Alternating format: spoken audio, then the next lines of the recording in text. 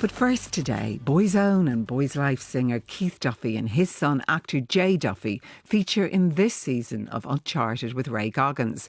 It's where the former Army Ranger brings two celebrities way out of their comfort zone, putting them to the test and pushing them to the edge.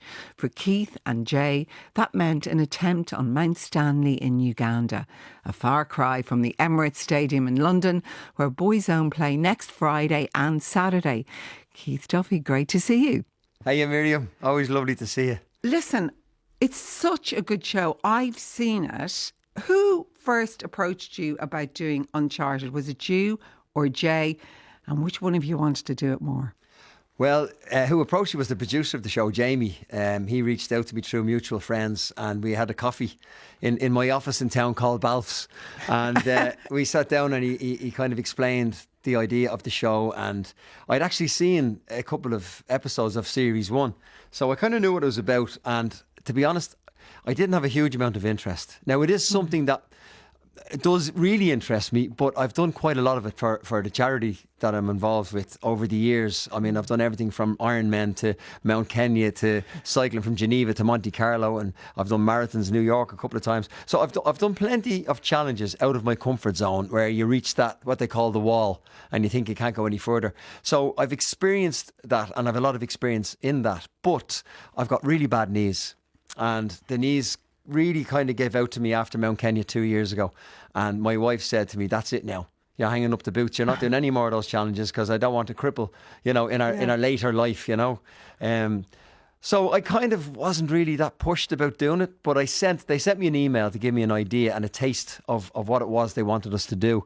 And I sent it myself and Jay. Like, Jay's 30. I'm 51, and we've kind of just grown up together, and we kind of throw most things at each other when it comes to career and stuff like that. So I sent them over the email and I said, look, what they're looking for me to do. And Jay came back and I said, I've no interest. He said, why not? I said, on my knees, I just don't think, I'd like to have the full fitness to be able to show, a brave face, and to kind of know in the back of my mind, I'm so stubborn and I've done these things before. I know what it takes. I know how to dig deep. I know I could make this work, but with the knees, I don't have the confidence. So possibly not. And he just turned around to me and he said, Dad, I'd love to do something like that. He said, you've done so many of these kind of expeditions. He said, I've never done one before, and I really do love the outdoors. I love Bear Grylls. I love all that type of stuff. He said, I'd love to do it. And I said, well, actually, they need two people to do it. And I'm not sure if they have somebody else lined up to do it with me. But, now that you've said that, the idea of doing something like that with my son, I definitely won't be able to do it in 10 years' time. If ever I'm going to be able to do it, it's now. So I said, let me just reach out to the producer, Jamie, and say, look, my son at the moment is on RTE every Sunday night on the Walsh Sisters. So he's known somewhat. And would he, would RTE maybe consider father and son? And as far as I know, they jumped at the idea. Well, hindsight would tell you that. The two of us decided to sign up and do it. You know what comes across in it, how close you both are. It's actually a beautiful father-son relationship just to watch you. Do you think because you had him so young, Keith, is that part of the reason you're so close? Or you just seem to get on so well? I think a closeness like that absolutely has something to do with the fact that I was so young having him and we grew up together. Having said that, I know other young fathers and it's the opposite. I suppose it depends on how you deal with being a father at a young age. And thankfully, whether it was my upbringing or the kind of person I am, I wanted to have a huge part in Jay's life. I wanted to be very, very involved in everything in Jay's life, and I made sure that I was, even though I was on the road a lot of the time back in the day in Boy's Own. He was born in 96, and that was kind of like our profiteering years, for want of a better word. So it was a difficult struggle at the time, but it's a struggle that I'm glad I made now, because like you said, we have a great relationship. We're great pals. The father and son thing is by the by. The friendship we have is what we're proud of. Yeah, and you can really see that. Now tell me about landing in Uganda, because that's where you went, and what you and Jay knew in advance about the country And about the challenge you were facing, it wasn't easy, sweet Lord. No, it certainly wasn't. And I think now looking back, even the crew, an obstacle behind you and an obstacle in front of you, and you're not sure which one is the easiest one to take on. And you look at the people that brought you there and you can see the fear in their face. That's when you have to dig deep and go, okay, well, what's my options here? Made You it a know, good programme, though. Yeah, it makes for a good program, but I'm not going to lie. I was terrified. Probably more so the fact that I had my son with me, and if I was fearful for my own life, I'd be more fearful for his. And it was actually Lisa dropping us off at the airport when we were flying out to Uganda. She just looked at me and she said, "You better bring my son home." Right, and that kind of resonated with me when we were over there, and I kind of thought, I am bringing him home. And there was very dicey moments. I don't know if that comes across in the show, but there was certainly moments in the show that for a while every step we took could have been fatal. It really could have. I mean, a snow blizzard at minus 20 in Africa. I never thought there could be snow blizzards in Africa, but the mountain we were climbing, Mount Stanley, the peak was called Margarita, and it's a glacier. So, there's plenty of bad weather up there. But really, I suppose I needed to lead by example. And even though inside I was probably dying, I was like kind of that swan kind of going across the lake, but underneath the feet are going 90 miles an hour, and that was my brain kind of thinking, right, it's not about me, it's about making sure that my son sees no fear in my face, and that I'm kind of letting him think that this is standard practice. I've done this before, this is what you expect. It's not, and it wasn't. But I tried my best to make sure that I kept Jay confident that we were going to succeed, and even if we didn't peak, that we will survive, and it will be something to talk about in years to come, looking back on it. And I think now, sitting here beside you, we might have the opportunity one day to sit back and talk about it, but we haven't spoke about it since, because in recent times we went on holiday to Africa we flew into Joburg, and we were going to a place called Sun City. Brian McFadden and myself were performing for Gary Player's 90th birthday party.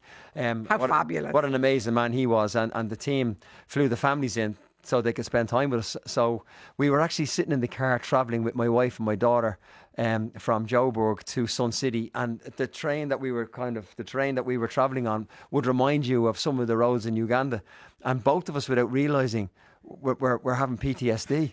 Yeah, Lisa said, you two guys have just shut up, you're not talking, there's beads of sweat coming down your forehead. And I looked around to the back, and there's my son in the back going through the same thing I was going through, and I said, "Are you okay?" He goes, "Are you feeling?" I said, yeah, it's bringing me right back. That's so interesting, because I don't want to give too much away, because it's such a good programme. But I did sense that at times when I thought it looked really terrifying, that you were being strong for Jay, because you had to turn into the dad mode as the carer for him.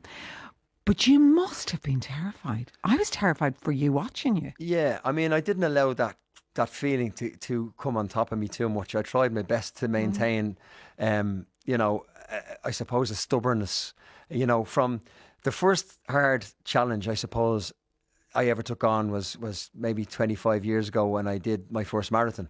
And people tell you that you're going to hit this wall. And I'm a big lad. Like, running marathons doesn't really suit my body style or my body type. But I remember getting to 16 or 17 miles and just feeling that there's nothing left. And how am I going to get through this? I'm never going to get through this. And you do. Your body is an awful lot stronger than your mind would allow you to think.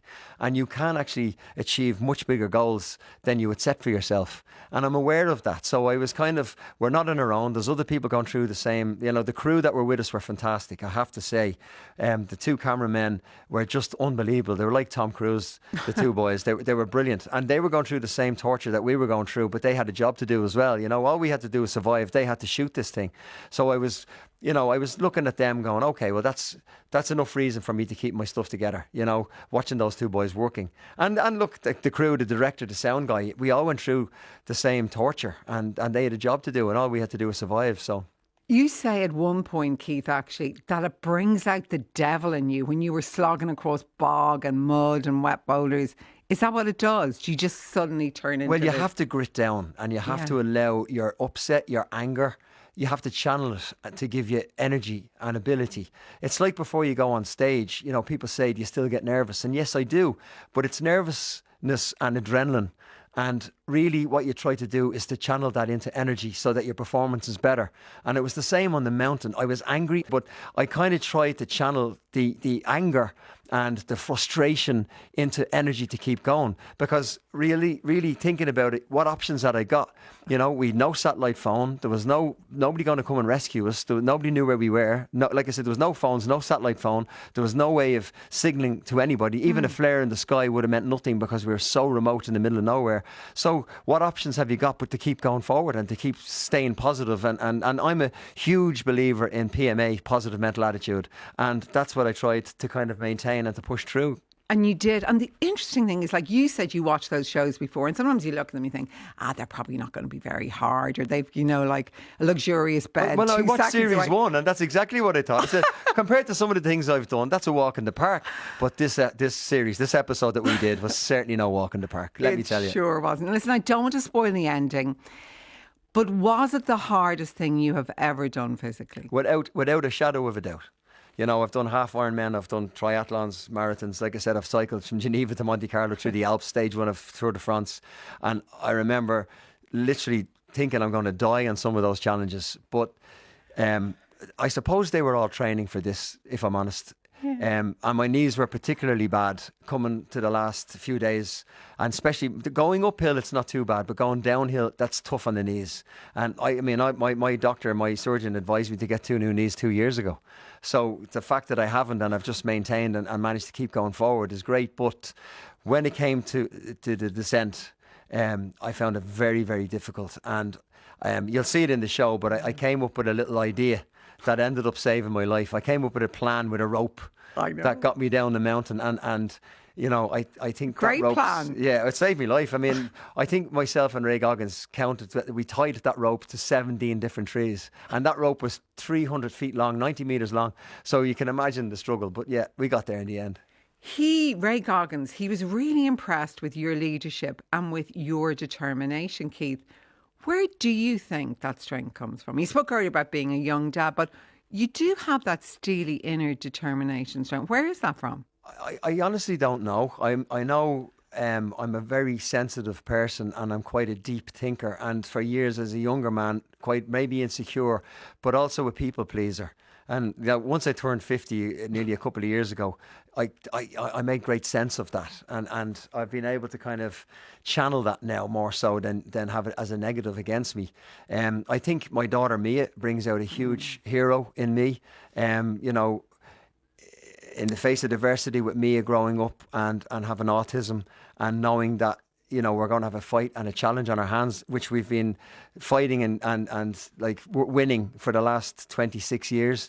I remember doing my first marathon for autism awareness and for the appropriate education and intervention for children with autism. And like that, when you get to 16 miles and the devil in your ear telling you to stop and lie on the bench, give up, you're no good, stop now, that hitting the wall as they call it, and all these, the bad devil on your shoulder just saying you've done enough, stop now, you don't need to finish. And and it really is convincing, and fighting through that and letting the good angel on the other shoulder go, no, don't listen to him, you're well capable of doing this, you're well capable of finishing this, people have done it before you, people will do it after you, you're no different, stay strong, keep going. And it's that little voice in my ear, the positive voice in my ear telling me to keep going. The people are relying on me, and maybe getting a little bit emotional with that, and allowing yourself to tear up a little bit.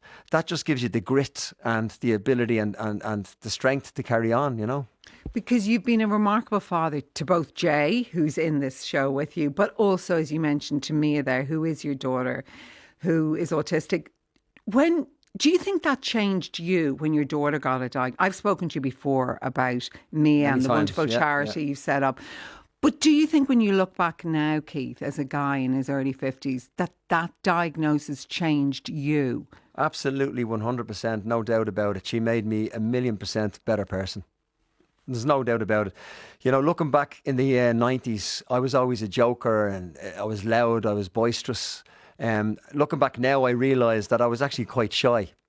And to disguise the shyness, I was loud and boisterous. And people didn't really think that, that I was sensitive, or that I had the depth of thought.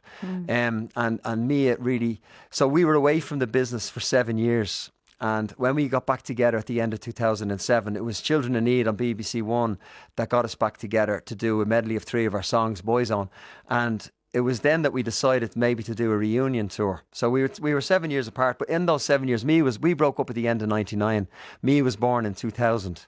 By the time Mia was a year and a half old, we understood and knew that there was something quite not right, and that we'd have to investigate that and find out what it was that we were dealing with, and hence the diagnosis of autism. And it was at that time then that I knew I had to kind of grow up. I had to pull up my socks. There was somebody more important in my life than me, and I had to make sure that I put her first, and I needed to figure out how to give her the best quality of life that I possibly could. And I think when something in your life happens and somebody else is more important than you, and your first train of thought would be for them and not yourself, it does change you. It makes you kind of take yourself a little bit more serious, because you need other people to see you more serious. And I only realised that when we got back together in 2007, 2008, and I was meeting the same people that I'd worked with 7 years previous or prior. And when I saw their attitude towards me, they were expecting the cheeky, noisy chappy. They weren't expecting this responsible father figure. And I could see the shock on their face, and they went from wanting to have a beer with me to actually talking to me about their own problems. Whereas I believe back in those days, nobody would ever consider me as a shoulder to cry on, or for any type of a support mechanism. And that all changed when they saw the new version of me, having been a father of a young, beautiful girl 7 years later.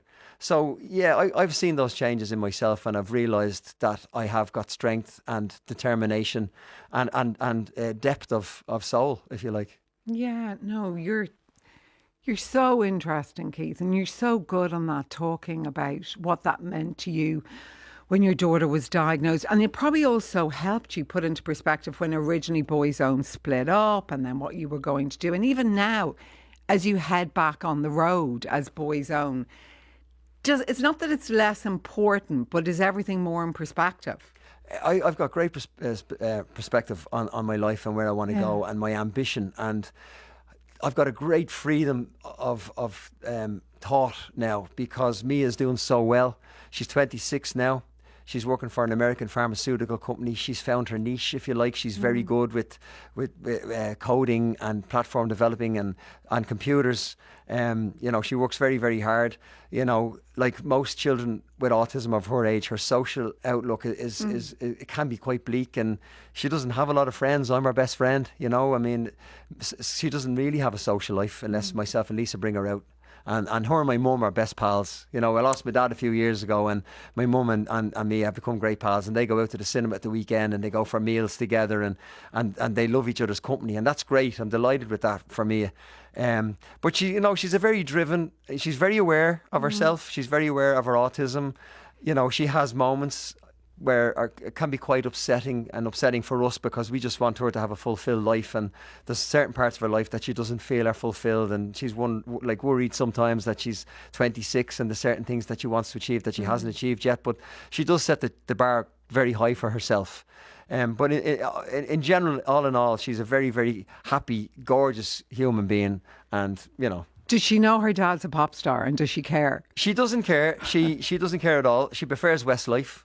I hear her blasting Westlife music in our bedroom, and myself and Brian McFadden have been working together for the last 10 years now. It's our 10th anniversary this year as Boys Life, where we celebrate the music of Boyzone and Westlife, and we've actually written and recorded our own new music now. And this year especially, we've noticed a huge change. The brand has become very, very popular now, and we're very, very busy. We're booked out till 27 now, which is great, because I love what I do.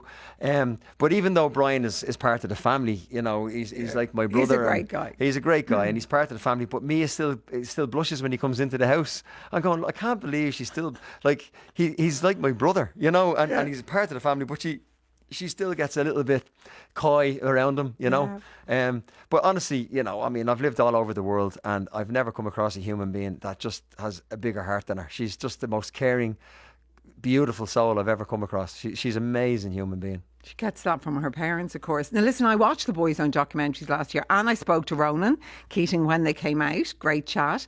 It didn't seem to be a done deal when I spoke at the time that you would get together again. So how did it happen? Give us the I'm not inside going to story. say I told you so, but I mean, when this documentary was being made, I did say to the lads, because we were all very busy in our own projects, and I said to the lads, I said, look, if this documentary drops like the Take That one did, and all of a sudden our popularity grows again, you know, we need to be prepared and have some sort of an idea of a possible reunion tour. And it was all shot down. Nobody was interested really. And then with the success of the documentary and going through an airport, which I do 2 or 3 times a week, being stopped now for the first time in years by everybody going, I saw your documentary, wow, it was amazing. And, you know, the amount of love and support and positive feedback was amazing. So it was inevitable that we should do a concert together. Now, there were offers of tours and one thing and another, and it didn't kind of suit everybody. And you know, Ronan kind of really wanted to try and do a stadium because we never did stadiums. We only ever did arenas. And like our usual promoters, the people that we worked with historically, none of them were coming forth to say, look, we think there's a possibility of doing something here, unfortunately. These guys that came forward, we'd never worked with them before. Ronan was doing the voice of Germany as a judge, and he's quite pally with Ed Sheeran, and it was Ed Sheeran and Ronan talking, and Ed Sheeran said, look, my guys would love to promote you guys in a stadium, and they were the ones that came with the offer of London and the Emirates. And then when we launched that, there was still no interest in Ireland, but the fans over here got pretty pissed. And they were going, I can't believe you're finishing your career in London and not Dublin. And I'm a very, very proud Irish man, and I would love nothing more than to finish and hang up the clogs in Dublin. But we just didn't get the offer, and we got to take what we're offered. You know, it's just to explain to people, the promoter has to take the risk. When you're an unknown entity and you're they don't know if the tickets are going to sell. They don't know if the popularity is big enough to sell a stadium. And the promoter has to take the risk and put the money up front. And there was nobody prepared to do that in Ireland, unfortunately. And that's why the UK thing came along. And obviously we bit their hand off because we want to do it. You know, Westlife went on after Boyzone to play Croke Park. And most of the lads are from Sligo. All of us grew up within 6 or 8 miles from Croke Park. We're all Northsiders. You know, Stephen Gately literally grew up down the road from Croke Park, but it was never an offer for us. Isn't that daft though? Well, I don't know if we'd sell it, Miriam, if I'm honest. You know, I mean, being honest about it, I don't know. You would. Well, everybody says that, but I just don't know. You know, I can't blame, you know, Aikens or MCD for not putting up the offer because it's a huge loss if it doesn't work, you know. Having said that, we're doing a 4th chapter of the documentary at the moment, and it's the road to the Emirates, right? And I'm saying this here, but I don't know. Maybe, you know, with the success of the Emirates, and it's sold out in a few hours. I mean, they put on the second night on the 5th of June, on the Friday night, and that's not sold out yet. I mean, it's close to being sold out, but it's not sold out yet, so there's still tickets to be got for that. But, you know, the documentary, the 4th chapter, is going to be the road to the Emirates, and then obviously they're going to have footage of the live show. So maybe at that point in time, there might be talks about coming home and doing one last show, whether it's in Croke Park or not. One last finish up, hang up the clogs in Dublin. And I'd love that. That has to happen. Well, I'm putting it out to the universe here. Yeah, here we're going to make now. it happen, okay? Right. We're putting it out to the universe. To all the people listening. Finally, how are your knees? Are you going to get 2 new knees now or not? Probably one day. I've had stem cell treatment, and I've had platelet-rich plasma injections. Which the stem cell treatment, they take it from the marrow of your hip bone, and the stem cell, they take it from your blood and they spin it at 1,000 velocities an hour or whatever it's called, and they take the plasma from the top of the blood, and it's basically regenerating your own tissue and your own blood cells and stuff like that. And I have to say, it has really helped. I mean, I wouldn't be able to run a marathon in the morning, but I mean, I'm fond of my game of golf, and I was taking up to 6 painkillers to get through a game of golf, and now I can get through a game of golf without any. So it certainly has helped a great deal, and it's a better option than going under the knife, in my opinion, for now. But look, you know, I definitely won't be climbing any mountains in the near future, that's for sure. Are you looking forward to the concerts next week? I am. I'm apprehensive and I'm excited. You know, I've worked very hard with Brian over the last 10 years to build up the Boys Life brand, and we're at a stage now where we're selling out our tours and we're recording and writing our own new music, and I'm really enjoying that. I'm in control of that. Nobody can tell me we're breaking up in the morning. Nobody can say, you know, we're not doing this and we're not doing that. We make our own decisions. We manage ourselves, and we do everything on our own. We've 30 odd years experience. We know what we're doing, and it's we have a great team behind us. We have a great set of session musicians that travel with us, and I love what I do with Boys Life. I'm apprehensive and excited about Boyzone. You know, historically with Boyzone, the sound of Boyzone was Stephen Gately and Ronan Keaton on the lead vocals, and the three of us were just in backing vocals in the background and stuff like that. And with Boys Life, I'm up front and centre with Brian, and we share the lead vocals in all the songs. And my vocal ability, I believe, has come on in leaps and bounds. I've learned a great deal more about, you know, about singing and about your diaphragm and breathing and projection. And you know, I could never listen to my voice back. I hated the sound of it, and now I'm actually, I won't go as far as say I'm enjoying it, but I don't kind of get squeamish now when I hear it, you know. And I'm, you know, I'm going to be doing a lot more vocals with the Boyzone shows in June. I'm sharing the vocals with Ronan and Shane and stuff, and I'm excited and nervous about that. But at the same time, you know, I've got a lot more confidence now that I haven't been managed for over 10 years by Louis. Hi Louis, good morning. Good morning, Louis. Louis doesn't get up in the morning. He missed this. Well, listen, come in with Boys Live. Love to have the two of you here. Oh, we'd love to you come in and and see you. Brian, and we sing some of your new songs. Thanks so much for coming into studio this morning. Your episode, it's absolutely brilliant, of Uncharted with Ray Goggins, with you and your fab son Jay, goes out this coming Wednesday on RT1 TV, also the RT Player. And of course, Boyzone's reunion shows, Two for the Road, live at Emirates Stadium, are taking place on the 5th of 6th of June, which is next Friday and Saturday. Best of luck with all of that, Keith. You're a lovely person. Can I just say before we go, I have to just give a shout out to Ray Goggins. What an amazing, wonderful man, I have to say, because I had my problems with my knees and he stayed with me the whole time. He was just, you know, when you turn 50, you don't need to meet any new friends. You know, I've got my inner circle, I've got enough friends, I don't need to meet any new friends. And I have to say, I made a new friend. Oh. He's psychologically and just intellectually just so intelligent, and he's just a wonderful person to spend time with. And I'm very grateful to Uncharted for introducing us. Oh, that's so nice, Keith. Thanks so much for being my guest. Thanks for having us, Miriam. Cheers. Take care. We'll take a break.